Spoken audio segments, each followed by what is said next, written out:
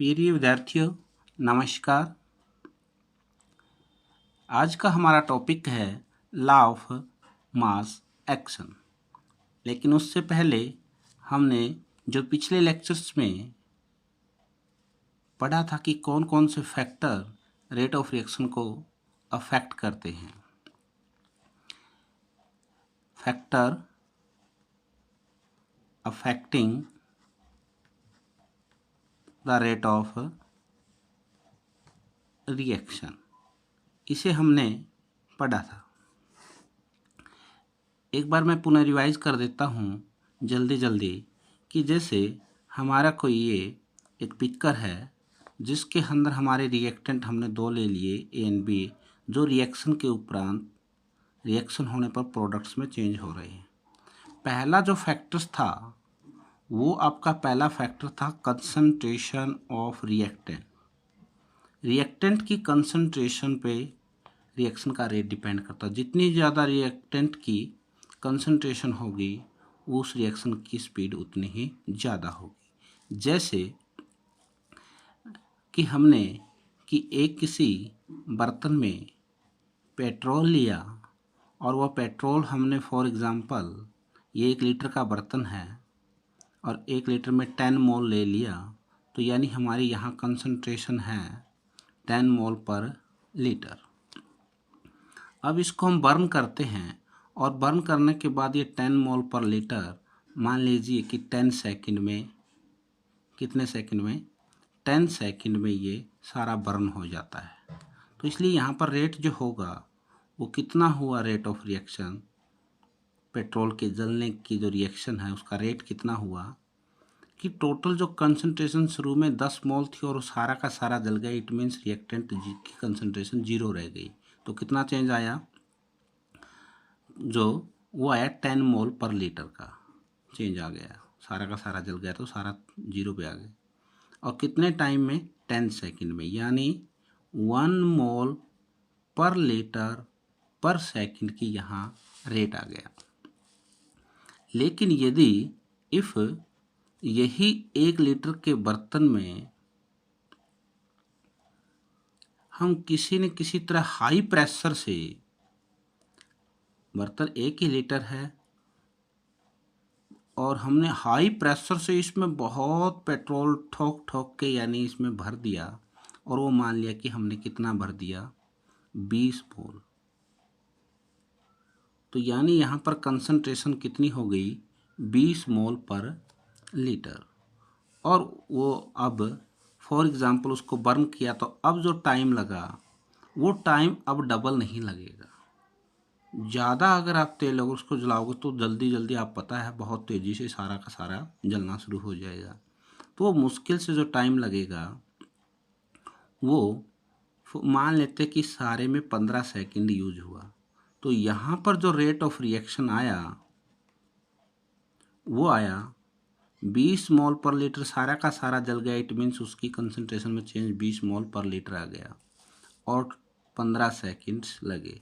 तो अब इसको हम डिवाइड करते हैं तो ये हमारा आता है 4/3 मोल पर लीटर पर सेकंड, यानी 1.33। तो वो पहले वाले से ज़्यादा रेट ऑफ रिएक्शन हो गया। तो इसलिए जितनी ज़्यादा रिएक्टेंट की कंसंट्रेशन होगी उतना ही ज़्यादा रेट ऑफ रिएक्शन होगा। दूसरा फैक्टर हमने पढ़ा था वो था हमारा नेचर ऑफ रिएक्टेंट। ये भी आपने अच्छी तरह समझा था कि जैसे मैंने इसके लिए बताया था कि अगर आप पेट्रोल लें, उसको जलाएं या उसकी जगह डीजल जलाएं, तो किसका जलने का रेट ज़्यादा होगा, पेट्रोल का जल्दी जलेगा, यानी उसका रेट ऑफ रिएक्शन ज़्यादा होगा। तो इसलिए रिएक्टेंट की नेचर पे भी डिपेंड करता है।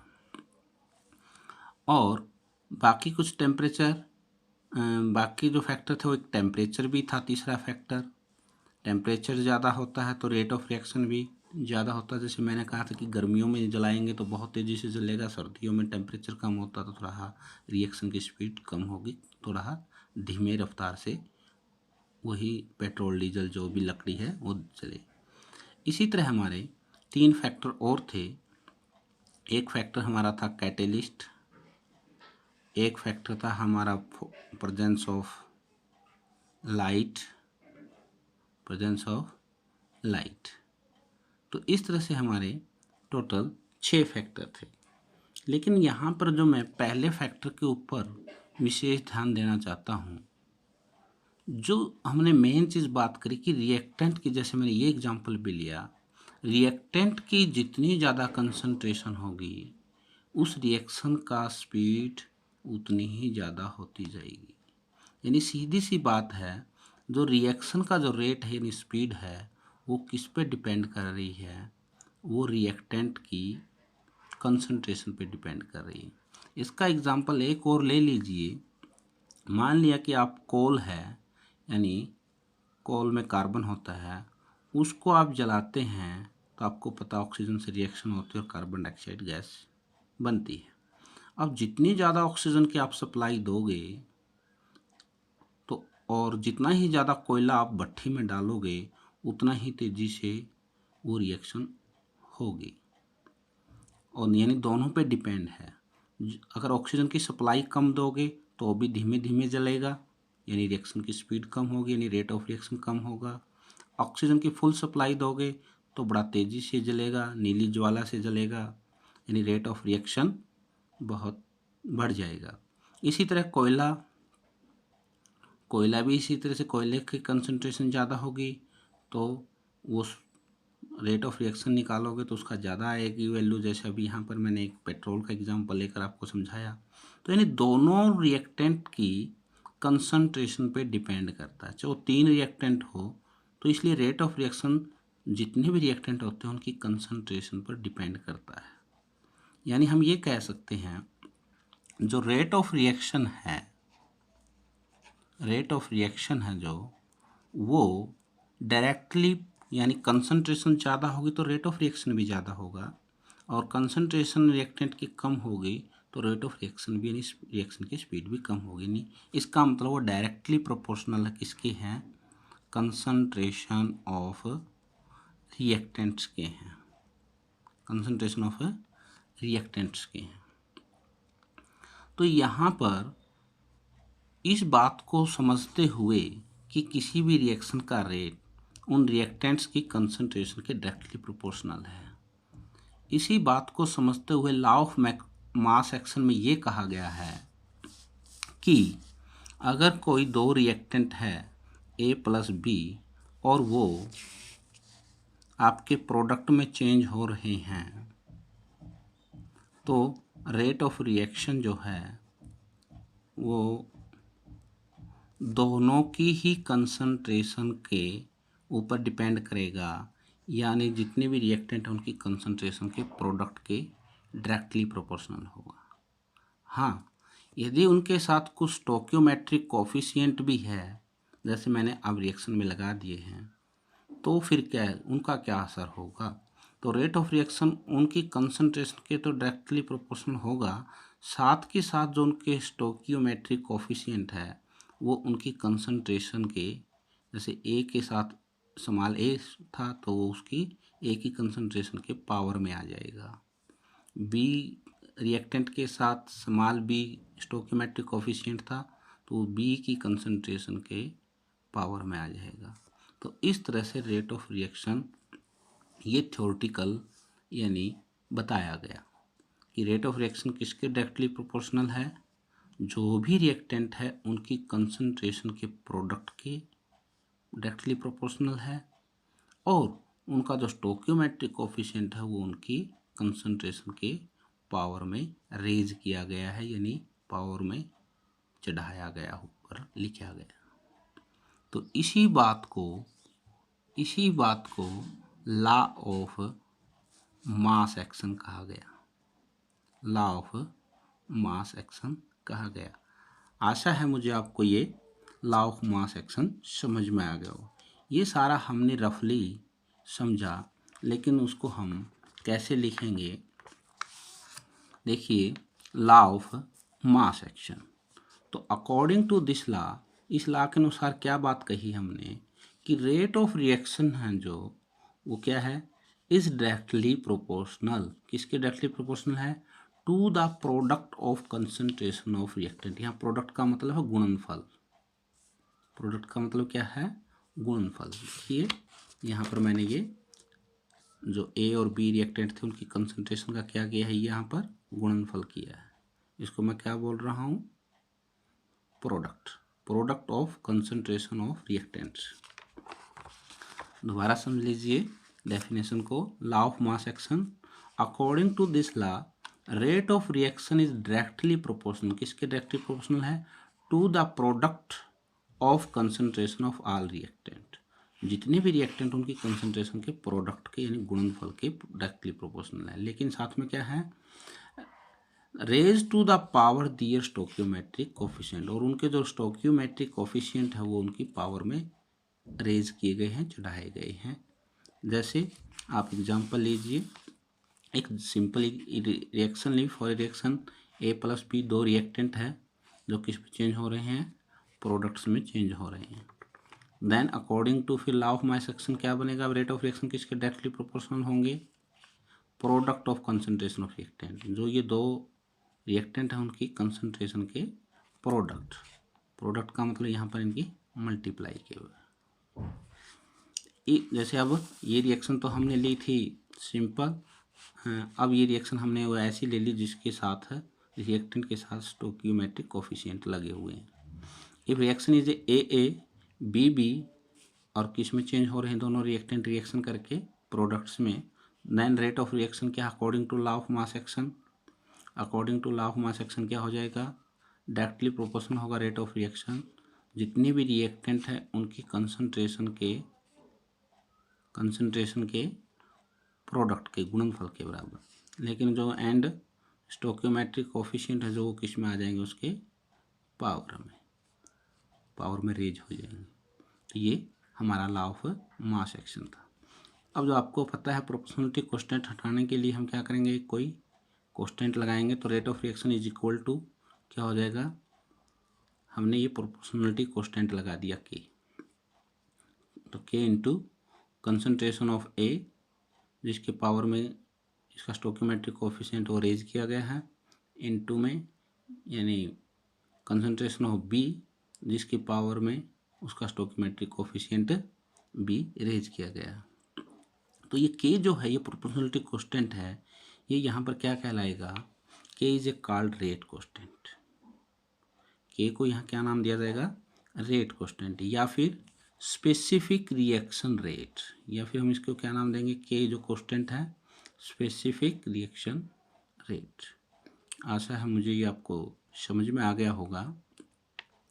पुनः एक बार रिवाइज कर लीजिए। क्या था law of mass action? According to this law, इस लॉ के अनुसार क्या है? द रेट ऑफ रिएक्शन है ना, रिएक्शन का जो रेट है वो किसके डायरेक्टली प्रोपोर्शनल होता है?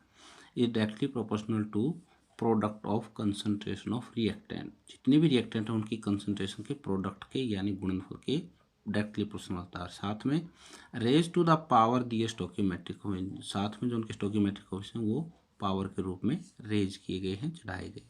अभी एक सिंपल रिएक्शन ली थी ए प्लस बी जो चेंज हो रहा प्रोडक्ट में, तो according to law of mass action क्या बन जाएगा? Rate of reaction directly proportional क्या होगा? दोनों रिएक्टेंट की कंसंट्रेशन के प्रोडक्ट के बराबर। अगर रिएक्शन ये है जिसके साथ स्टोकियोमेट्रिक कोफिशिएंट है ए प्लस बी बी और प्रोडक्ट में चेंज, तो रेट ऑफ रिएक्शन क्या होगा? According to law of mass action वो डायरेक्टली प्रोपोर्शनल होगा कंसंट्रेशन ऑफ रिएक्टेंट जो ए एंड बी हैं उनके प्रोडक्ट के, और साथ में मेन बात ये है जो उनके स्टोकियोमेट्रिक कोफिशिएंट है वो उनकी पावर में कंसंट्रेशन की पावर में रेज हो जाएंगे। तो रेट ऑफ रिएक्शन जब हम प्रोपोर्शनलिटी को हटा कर इक्वल लिखना चाहेंगे तो प्रोपोर्शनलिटी कांस्टेंट लगेगा कैपिटल के, और कैपिटल के ये क्या कहलाएगा? इज कॉल्ड रेट कांस्टेंट या फिर स्पेसिफिक रिएक्शन रेट। अब इस रेट कांस्टेंट को हम डिफाइन कर सकते हैं कैसे?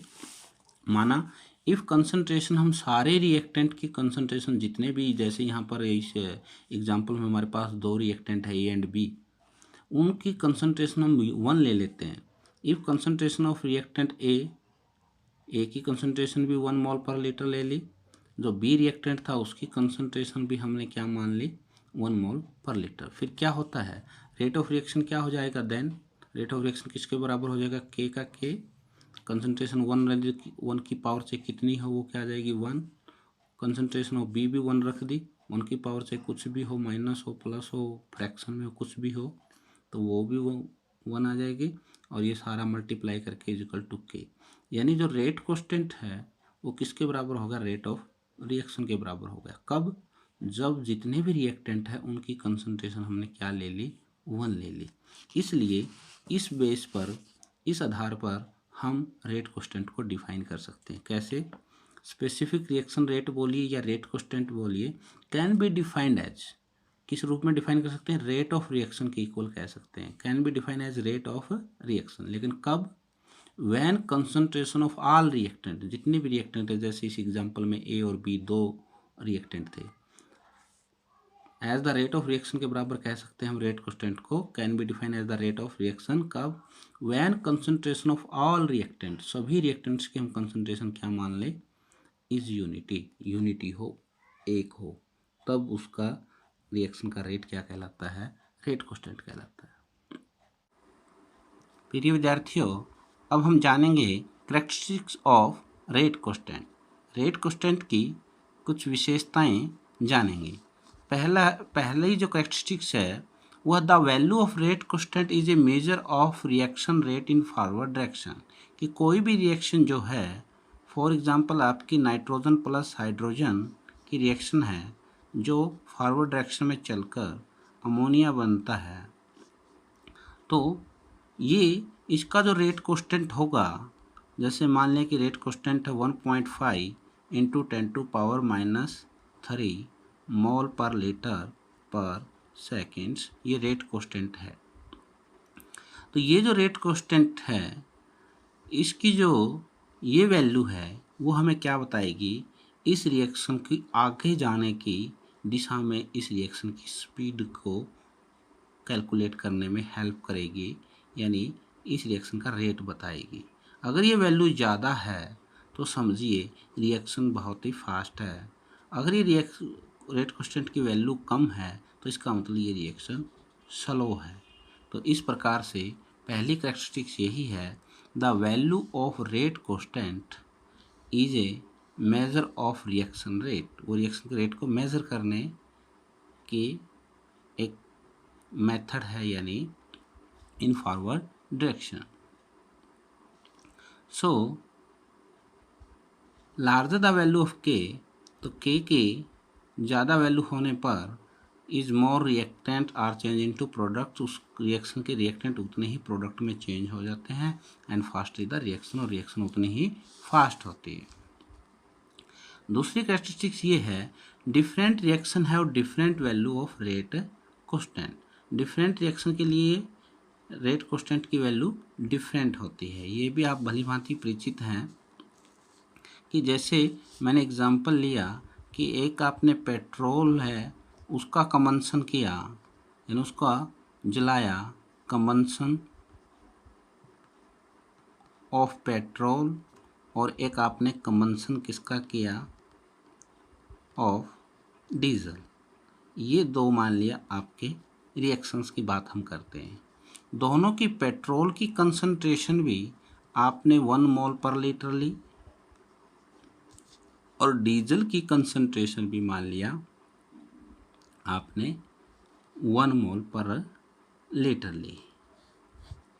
अब हम रेट ऑफ रिएक्शन निकालना चाहते हैं। रेट ऑफ रिएक्शन मान लिया कि हम अब जो निकालना चाहते हैं वो एज पर रेट ला क्या होता है, रेट कांस्टेंट इनटू में, रेट कांस्टेंट इसका मान लिया हमने K1 इनटू में रिएक्टेंट की कंसंट्रेशन, रिएक्टेंट की कंसंट्रेशन और उसकी जो भी कुछ पावर है अल्फा बीटा। और इसी तरह इस रिएक्शन के केस में भी हमने रेट ऑफ रिएक्शन निकाल लिया एज पर रेट ला या लॉ ऑफ मास एक्शंस कहिए। इसका कांस्टेंट मान लिया K2 है, और डीजल की कंसंट्रेशन और उसकी पावर जो भी उसके स्टोइकियोमेट्रिक कोफिशिएंट है। अब दोनों की, एक पेट्रोल की कंसंट्रेशन भी 1 ले रखी है हमने, डीजल की कंसंट्रेशन भी 1 ले रखी है, तो इसलिए यहाँ पर रेट ऑफ रिएक्शन किसके बराबर आएगा, वो पेट्रोल की 1 ली है तो 1 की पावर कुछ भी 1 आएगी और 1 की फिर मल्टीप्लिकेशन होगी तो K1 के बराबर।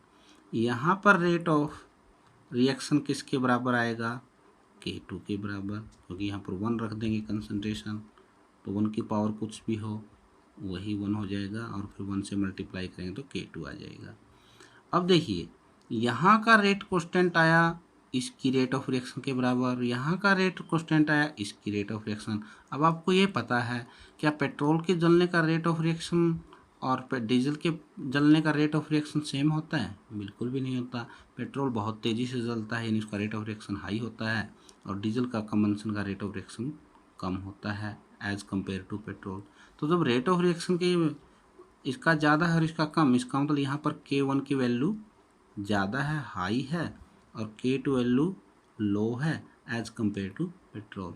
इसका मतलब दोनों रिएक्शन के लिए रेट कांस्टेंट की वैल्यू अलग अलग है, एक के लिए हाई है तो एक की लो है, इसलिए रेट कांस्टेंट जो होता है अलग अलग रिएक्शन के लिए अलग अलग होता है। तो different reaction have different value of rate constant. तीसरा point, the value of rate constant is constant for a particular reaction, लेकिन किसी एक रिएक्शन के लिए जो रेट कांस्टेंट है वो हमेशा कांस्टेंट होता है एट ए कांस्टेंट टेम्परेचर।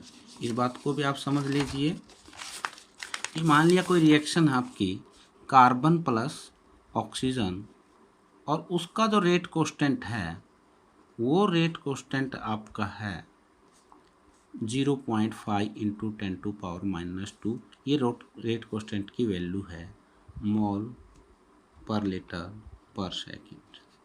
अब ये जो रेट कांस्टेंट है, चाहे आप ये रिएक्शन की कंसंट्रेशन ही रिएक्टेंट की दुगनी कर ले, 4 गुना कर ले, कितने ही कार्बन ले ले, कितनी ही ऑक्सीजन ले ले, रिएक्शन की स्पीड तो ज़रूर ज़्यादा कंसंट्रेशन लेने पर रिएक्शन की स्पीड तो ज़रूर बढ़ जाएगी, लेकिन रेट कांस्टेंट हमेशा इस रिएक्शन के लिए यही रहेगा।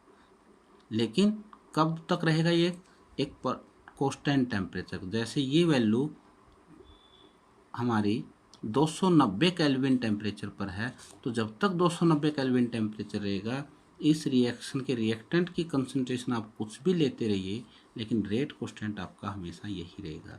तो आप समझ गए रेट कांस्टेंट क्या होगा, एक पर्टिकुलर रिएक्शन का, किसी भी एक रिएक्शन का एक कांस्टेंट टेम्परेचर पर वो हमेशा कांस्टेंट ही रहेगा, वही रहेगा, उसमें बदलाव नहीं आएगा।